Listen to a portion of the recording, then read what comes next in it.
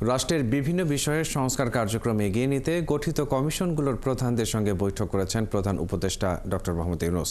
সকালে তেজগাঁওয়ে প্রধান উপদেষ্টার কার্যালয়ে এই বৈঠক হয়। বৈঠকে পুলিশ, নির্বাচন কমিশন, জনপ্রশাসন সংস্কার কমিশনের প্রধানগণ যোগ দেন। তারা কমিশনের কার্যক্রম সম্পর্কে প্রধান উপদেষ্টাকে অবহিত করেন। জনপ্রশাসন সংস্কার কমিশনের অগ্রগতি সম্পর্কে কমিশন প্রধান আব্দুল মুইদ চৌধুরী জানান, তার কমিশনের কাজ শুরু হয়েছে। ওয়েবসাইটের মাধ্যমে সবার মতামত সংগ্রহ করা হচ্ছে।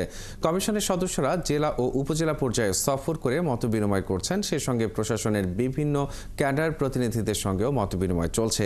পুলিশ সংস্কার কমিশনের অগ্রগতি সম্পর্কে প্রধান উপদেষ্টাকে জানান কমিশনের প্রধান সফররাজ হোসেন। পুলিশ সংস্কার কমিশন এরই মধ্যে বেশ কিছু সভা করেছে। কিছু আইন ও বিধি সংশোধনের প্রস্তাব এসেছে। নির্বাচন সংস্কার কমিশনের অগ্রগতি সম্পর্কে কমিশন প্রধান ডক্টর বদিউল আলম মজুমদার জানিয়েছেন, প্রবাসীদের ভোটাধিকার নিশ্চিতের পদক্ষেপ নেওয়া হচ্ছে। দেশের বিভিন্ন খাত সংস্কারের লক্ষ্যে 10টি কমিশন গঠন করেছে সরকার।